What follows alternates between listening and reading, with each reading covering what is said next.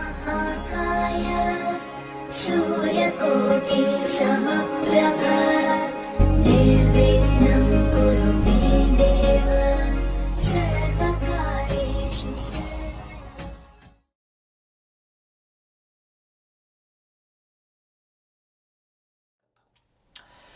साथियों, जब भी कोई बल्लेबाज क्रीज पर बैटिंग करने जाता है, बल्लेबाजी करने जाता है, तो वो जाते वक्त कभी भी ऐसा नहीं सोचता कि मैं जाते ही क्लीन बोल्ड हो जाऊं।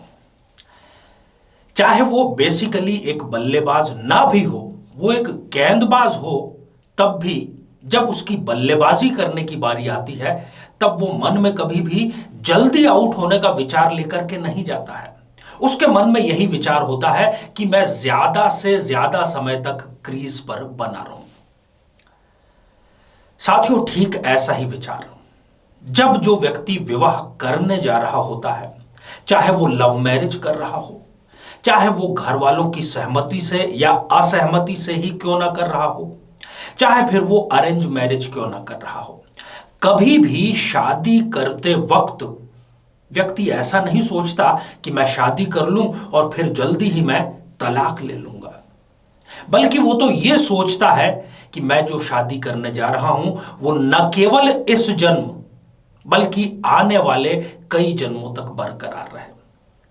उस समय ऐसी परिस्थितियां नहीं होती, परंतु शादी के कुछ समय बाद में जब परिस्थितियां बदलती है, तालमेल बैठ नहीं पाता, तब वो व्यक्ति ये विचार करता है कि उसको इस शादी से बाहर हो जाना चाहिए। साथियों, हम एक विशिष्ट श्रृंखला आप लोगों के लिए लेकर के आए हैं। आज हम उसकी शुरुआत मेष लग्न से करने जा रहे हैं। इस श्रृंखला में आप आसानी से ये जान सकते हैं कि यदि आप मेष लग्न के हैं। आगे हम एक एक करके सभी लग्नों के बारे में चर्चा करेंगे। आज बात हम मेष लग्न की करेंगे। यदि आप मेष लग्न के हैं, चाहे आप फिर लड़का हैं या लड़की हैं, इससे कोई अंतर नहीं पड़ता है। तो आपको यदि अपना जो जीवन साथी है उसके साथ में विवाह की पारी नॉट आउट खेलनी है, तो आपको किन किन सावधानियों का और किन किन बातों का विशेष ख्याल रखना है और किन बातों में आपको बहुत ही ज्यादा सावधानी रखनी है, क्योंकि वो बातें आपको शादी की क्रीज पर क्लीन बोल्ड करवा सकती हैं, अर्थात आपको तलाक के लिए अदालत का सहारा लेना पड़ सकता है। साथियों, इस पर हम चर्चा करें इससे पहले एक बेहद जरूरी सूचना कि हम हमारे प्रत्येक एपिसोड के अंत में किसी न किसी जातक के प्रश्न का उत्तर देते हैं और ये प्रश्न हमें प्राप्त होते हैं आप लोगों के ही द्वारा YouTube कमेंट के माध्यम से। साथियों, जब भी आप अपना कमेंट लिखें उससे ठीक पहले #आचार्य चंद्रकांत इस शब्द का प्रयोग जरूर करें और साथ ही बेहद आसान सा प्रश्न जो इसी एपिसोड के अंत में आपसे पूछा जाएगा, इसी एपिसोड से संबंधित होगा, उसका सही उत्तर साथ में लिख करके आप जरूर भेजें। तो आइए साथियों, बिना किसी देरी किए जन्म पत्रिका के माध्यम से मेष लग्न के बारे में ये जानें कि क्या उनकी शादी नॉट आउट चलेगी या फिर होना पड़ेगा उनको क्लीन बोल्ड। साथियों, ये आप स्क्रीन पर 2 जन्म पत्रिकाएं देख पा रहे हैं। ये जो ऊपर जन्म पत्रिका है ये है आपकी जन्म पत्रिका। आपकी जन्म पत्रिका से आशय है ऐसे जातक, ऐसी जातिकाएं जो कि मेष लग्न के हैं। नीचे है उनके भावी जीवन साथी की जन्म पत्रिका जो कि अभी फिलहाल खाली है। अब सबसे पहले मैं यहां पर कुछ बिंदुओं की चर्चा करने जा रहा हूं। यदि उन बिंदुओं का आप ध्यान रखेंगे तो आपकी शादी नॉट आउट चलने से कोई भी नहीं रोक सकता। साथियों, बहुत बड़ी संख्या में हमारे पास में फोन कॉल्स के माध्यम से, कमेंट के माध्यम से लोग ये सवाल पूछते हैं कि आचार्य जी आप बार बार कुंडली मिलान की चर्चा करते हैं। कई बार तो हमें डर भी लगता है कि आप इतना खौफनाक हमें मंजर दिखा देते हैं कि इस भाव से उस भाव में दृष्टिपात हो, ये ग्रह हो तो तलाक हो जाएगा। तो हम कुंडली मिलान में सावधानी क्या रखें? इसी उद्देश्य को पूरा करने के लिए हम आज ये विशेष श्रृंखला लेकर के आए हैं। अपनी जन्म पत्रिका यदि आप मेष लग्न के हैं हाथ में जरूर रखिए, यदि आप शादीशुदा हैं तो भी रखिए, क्योंकि आपको वो एक कसौटी प्रदान करेगी कि हमारी शोध की सच्चाई कितनी गहरी है। साथियों, सबसे पहला और सबसे महत्वपूर्ण बिंदु है, यदि आप मेष लग्न के हैं तो आपको यदि मेष लग्न का ही जीवन साथी मिल जाए तो बहुत ही बेहतर होगा। बहुत सी बातें ऐसी समान लग्नों में लागू हो जाती हैं कि कुंडली मिलान बहुत आसान हो जाता है, गुण मिलान ऑटोमेटिकली हो जाता है। दूसरी बात, आपकी जो मेष लग्न की जन्म पत्रिका है, इस जन्म पत्रिका में जहां कहीं भी जिस किसी भी अंक के साथ में चंद्रमा लिखा हुआ है, अर्थात जो आपकी राशि है, वही राशि यदि जीवन साथी की हो तब भी ये तालमेल बहुत बेहतर और लॉन्ग टर्म तक रिलेशनशिप को चलाने के लिए बहुत कारगर माना गया है। ये आपको नॉट आउट रहने में बहुत सहायक होने वाला है। साथियों, तीसरी और महत्वपूर्ण बात है द्वितीय भाव और सप्तम भाव से रिलेटेड, उससे संबंधित। द्वितीय भाव जो कि कुटुंब का और धन भाव का होता है, ससुराल से भी इसके बारे में विचार किया जाता है, और सप्तम भाव तो है ही खैर जीवन साथी का। यदि दोनों की ही जन्म पत्रिकाओं में, आपकी जन्म पत्रिका में भी और आपके भावी जीवन साथी की भी जन्म पत्रिका में यदि किसी भी प्रकार का पाप या क्रूर ग्रह सप्तम और द्वितीय दोनों स्थानों पर होने चाहिए, किसी एक स्थान पर नहीं, दोनों ही पत्रिकाओं में, दोनों ही स्थानों पर पाप या क्रूर ग्रह यदि विद्यमान हो, वो कितनी भी संख्या में हो सकते हैं, उससे फर्क नहीं पड़ता, परंतु दोनों के हों तो इनका तालमेल बहुत जबरदस्त रहता है और शादी की गांठ बहुत ज्यादा गहरी इनके बंधती है। इसको भी एक अच्छा पॉइंट, एक अच्छा संकेत माना गया है। साथियों, चौथी बात शुक्र से रिलेटेड, क्योंकि पति पत्नी का जो संबंध है उसमें शुक्र सबसे ज्यादा प्रभावी भूमिका अदा करता है। रिलेशनशिप का, संबंधों का कारक है शुक्र। आपकी जन्म पत्रिका मेष लग्न की जन्म पत्रिका है।